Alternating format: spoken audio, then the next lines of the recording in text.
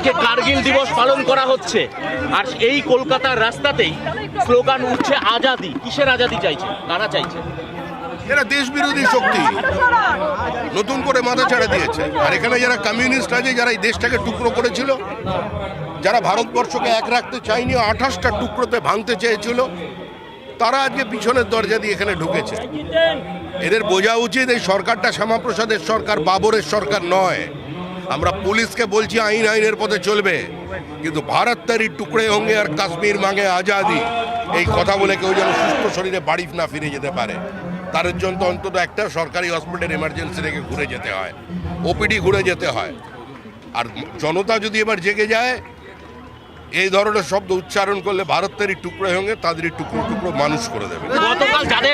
গতকাল যাদেরকে গ্রেপ্তার করা হয়েছে, শ্রমিকদা, যাদেরকে গতকাল গ্রেপ্তার করা হলো, গতকাল যাদেরকে মোহাম্মদ আফরোজ এরা তৃণমূলের সঙ্গে দেখা দিয়েছে, যাদেরকে গতকাল গ্রেপ্তার করা হয়েছে, সরাসরি তাদের সঙ্গে দেখা যাচ্ছে তৃণমূল কংগ্রেসের একাধিক নেতার। আরে তৃণমূল কংগ্রেস বিভিন্ন ভারত বিরোধী শক্তির কাছে আত্মসমর্পণ করেছিল।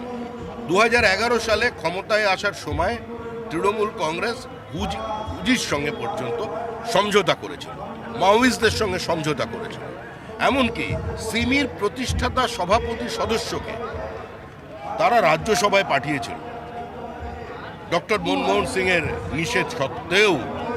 সুতরাং তৃণমূল কংগ্রেস যা করেছে, আমি তো রাষ্ট্রদ্রোহী বলতে পারি না, কিন্তু তারা রাষ্ট্রের নিরাপত্তার সঙ্গে সমঝোতা করেছে। আজকে তৃণমূল কংগ্রেসের কারণে বনাঞ্চল এবং সীমাঞ্চল, বিহার এবং ঝাড়খণ্ড, তাদের সীমানা পর্যন্ত আজকে একটা চ্যালেঞ্জের সামনে দাঁড়িয়ে গেছে। ডেমোগ্রাফি বদলে গেছে। লাভ জিহাদের সঙ্গে সঙ্গে ল্যান্ড জিহাদ শুরু হয়েছে। এদেরকে সঙ্গে করে নিয়েই কি আগামী দিনে ফের আবার লড়াই করতে চাইছে মমতা বন্দ্যোপাধ্যায়? বারবার বলছো সবাই লড়াই করুন।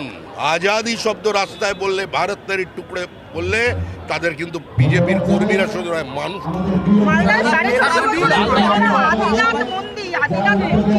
সেটা পূর্বে শিব মন্দির ছিল বলে মনে করা হচ্ছে, এবং মনে করার তো কোনো কারণ নেই। সামনে গণেশের মূর্তি আছে, ভেতরে জনিপীঠ আছে, সবাই জানে।